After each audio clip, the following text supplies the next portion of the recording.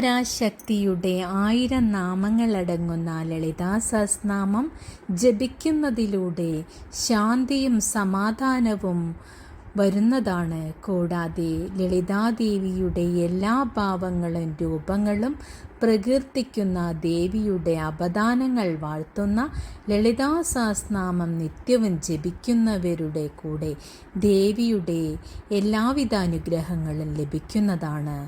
കൂടാതെ ലളിതാ സഹസ്രനാമം പുസ്തകം കയ്യിൽ വയ്ക്കുന്നതിലൂടെ ദുഷ്ടശക്തികളിൽ നിന്നും അകറ്റി നിർത്തുവാനും മനസ്സും ശാന്തിയും സമാധാനവും സുരക്ഷിതത്വ ബോധവും ഉണ്ടാക്കുന്നതിനും ദേവിയുടെ കൃപാകടാക്ഷങ്ങൾ ലഭിക്കുന്നതിനും അത്യുത്തമമാണ് ലളിതാ സഹസ്രനാമം ജപിക്കുക എന്നത്.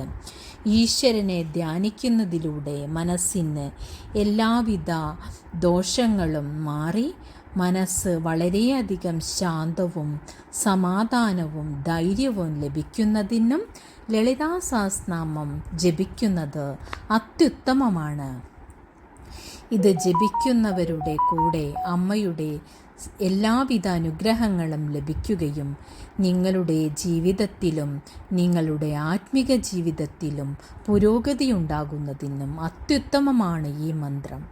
അതുകൊണ്ട് തന്നെ എല്ലാവരും അമ്മയുടെ കൃപാകടാക്ഷങ്ങൾ ലഭിക്കാനായി ഈ മന്ത്രങ്ങൾ ദിവസവും ജപിക്കുക. ജപിക്കുന്ന വേളയിൽ അമ്മയെ പൂജിച്ചാരാധിക്കുകയും അമ്മയുടെ സമർപ്പണ മനോഭാവത്തോടുകൂടി ഈ മന്ത്രങ്ങൾ ജപിക്കുകയും ചെയ്യുക. മാതാവായ ലളിതാ പരമേശ്വരിയെ സ്വന്തം മാതാവായി കണ്ടുകൊണ്ട് അമ്മയോട് എല്ലാവിധ കാര്യങ്ങളും അമ്മയോട് പറയുകയും അമ്മ എല്ലാവിധ കാര്യങ്ങളും നിങ്ങൾക്ക് നടത്തിത്തരുന്നതുമാണ്. അമ്മ ആദിപരാശക്തിയാണ്. അമ്മയുടെ എല്ലാവിധ അനുഗ്രഹങ്ങളും ലഭിക്കാനായി എല്ലാവരും നിത്യേന ഇത് ജപിക്കുക. ദേവിക്ക് പുഷ്പങ്ങൾ അർപ്പിച്ചുകൊണ്ട് ചക്രത്തിൽ പൂജ ചെയ്യുന്നത് അത്യുത്തമമാണ്. അതുകൊണ്ട് തന്നെ എല്ലാവരും കഴിയുന്ന വിധത്തിൽ പൂജകൾ ചെയ്തുകൊണ്ട് അമ്മയുടെ കൃപാകടാക്ഷങ്ങൾക്കായി പ്രാർത്ഥിക്കുക. എല്ലാവിധ ഐശ്വര്യങ്ങളും നിങ്ങൾക്ക് വന്നു ചേരുന്നതാണ്.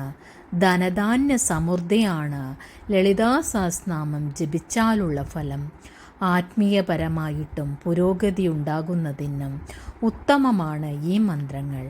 എല്ലാവരും നിത്യേന ഇത് ജപിച്ചുകൊണ്ട് മനഃശുദ്ധി വരുത്തിക്കൊണ്ട് സർവോപരി എല്ലാ ജീവജാലങ്ങൾക്കും മംഗളം വരുവാൻ വേണ്ടി പ്രാർത്ഥിക്കുകയും ചെയ്യുക. എല്ലാവരിലും ഭഗവാനെ കണ്ടുകൊണ്ട് ജീവിക്കുമ്പോൾ മാത്രമേ ജീവിതം സഫലമാകുകയുള്ളൂ. അതുകൊണ്ട് എപ്പോഴും ഈശ്വര ചിന്തയോടുകൂടെയും നല്ല കർമ്മങ്ങൾ ചെയ്തുകൊണ്ടും ഭഗവതിയുടെ അനുഗ്രഹങ്ങൾക്കായി പ്രാർത്ഥിക്കുക. എല്ലാവരിലും നന്മ കണ്ടുകൊണ്ട് ജീവിക്കുക. അങ്ങനെ മാത്രമേ ഭഗവാനിലെത്തപ്പെടുവാൻ കഴിയുകയുള്ളൂ.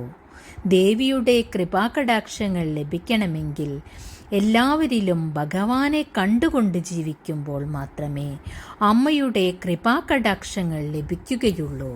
അതുകൊണ്ട് തന്നെ എപ്പോഴും നല്ല മനസ്സോടുകൂടെയും ചിത്തശുദ്ധി വരുത്തിക്കൊണ്ടും നല്ല കർമ്മങ്ങൾ ചെയ്തുകൊണ്ടും ഭഗവതിയുടെയും എല്ലാ ദേവീദേവന്മാരുടെയും അനുഗ്രഹത്തിനായി പ്രാർത്ഥിക്കുക. എല്ലാവരുടെയും എല്ലാവിധ ആഗ്രഹങ്ങളും അമ്മ നടത്തിത്തരുന്നതാണ്.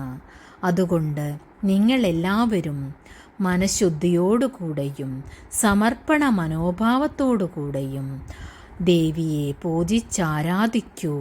സർവമംഗളങ്ങളും സർവർക്കും അമ്മ നൽകട്ടെ.